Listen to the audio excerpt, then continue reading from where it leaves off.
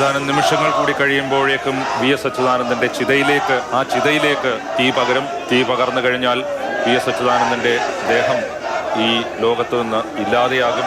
പക്ഷേ VS. Achuthanandan കൊളുത്തിവെച്ച ആദർശങ്ങൾ, VS. Achuthanandan മനുഷ്യരുടെ മനസ്സിലേക്ക് പകർന്ന തീ, നീതിയുടെ അല്ലെങ്കിൽ മനുഷ്യാവകാശത്തിൻ്റെ, മാന്യതയുടെ, അന്തസ്സിൻ്റെ, അങ്ങനെ ഏത് തരത്തിലായാലും വി.എസ്. അച്യുതാനന്ദൻ ഉയർത്തിയ രാഷ്ട്രീയത്തിൻ്റെ എല്ലാം തീ ഇനി തലമുറ കൈമാറി മനുഷ്യന്റെ മനസ്സിൽ സൂക്ഷിക്കും. ചരിത്രമായി അത് അവശേഷിക്കും. കൺമുന്നിൽ അനീതി കണ്ടാൽ, കൺമുന്നിൽ കൂടപ്പിറപ്പിന്റെ മരണം കണ്ടാൽ, കൺമുന്നിൽ കൂടപ്പിറപ്പിന്റെ മനുഷ്യാന്തസ്സിന്റെ ലംഘനം കണ്ടാൽ എന്താണെന്ന് ചോദിക്കാൻ പോലും അവകാശമില്ല എന്ന് കാലം പറഞ്ഞു വെച്ച മനുഷ്യർക്ക് മുന്നിൽ മനുഷ്യനായി തന്നെ വന്നു നിന്ന് എന്താണത് എന്ന് ചോദിക്കാൻ തയ്യാറെടുപ്പും കരളുറപ്പും നൽകിയ മനുഷ്യനാണ് വി.എസ്. അച്യുതാനന്ദൻ.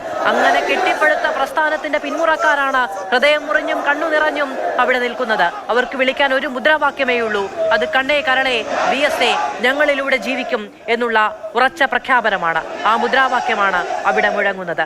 വി.എസിന് ആലപ്പുഴയുടെ ഹൃദയഭൂമിയിൽ, പുന്നപ്രയുടെ ഹൃദയഭൂമിയിൽ, പുന്നപ്ര വയലാർ സമരങ്ങളുടെ ഓർമ്മ ഭൂമിയിൽ വലിയ ചുടുകാട്ടിൽ അന്ത്യവിശ്രമത്തിനുള്ള ഒരുക്കങ്ങൾ നടക്കുന്നു. കുട്ടനാട്ടിൽ മട പൊട്ടിയാൽ അവിടെ ഉള്ള തൊഴിലാളിയെ, പണിയെടുത്തുകൊണ്ട് നിൽക്കുന്ന തൊഴിലാളിയെ ആ മട പൊട്ടിയ ഭാഗത്ത് ചവിട്ടിത്താഴ്ത്തി മട കെട്ടുന്ന രീതിയിലുള്ള ഒരു കാലമുണ്ടായിരുന്നു. അത് മനുഷ്യനെന്ന രീതിയിൽ, ഒരു മനുഷ്യജീവി എന്ന രീതിയിൽ പോലും അന്തസ്സോ അഭിമാനമോ ഇല്ലാതെ, ഒരു തരത്തിലും മനുഷ്യനെന്ന ഒരു അംഗീകാരവും ലഭിക്കാതെ ജീവിച്ച ഒരു കൂട്ടം മനുഷ്യരുടെ ഇടയിലേക്കാണ് വി.എസ്. അച്യുതാനന്ദനെ പോലുള്ള ആളുകൾ ഇറങ്ങിച്ചെന്നതും അവരെ വർഗബോധമുള്ളവരാക്കിയതും അവരെ സംഘടിപ്പിച്ചതും ഒക്കെയും വി.എസ്. അച്യുതാനന്ദനെ പോലെ ഉള്ള ആളുകളാണ്. അവരാണ് ഈ പ്രസ്ഥാനത്തെ കെട്ടിപ്പടുത്തത്. അവരാണ് ഈ കൂട്ടം മനുഷ്യർക്ക്, ഇത്തരത്തിലുള്ള തൊഴിലാളികൾക്ക് അവർക്ക് ജീവിക്കാനുള്ള ബോധ്യം, അവര് മനുഷ്യരാണെന്നുള്ള ബോധ്യം, അവർക്ക് അവകാശങ്ങളുണ്ടെന്ന് ബോധ്യം വി.എസ്. അച്യുതാനന്ദനെ പോലുള്ളവരാണ് ഉണ്ടാക്കി കൊടുത്തത്.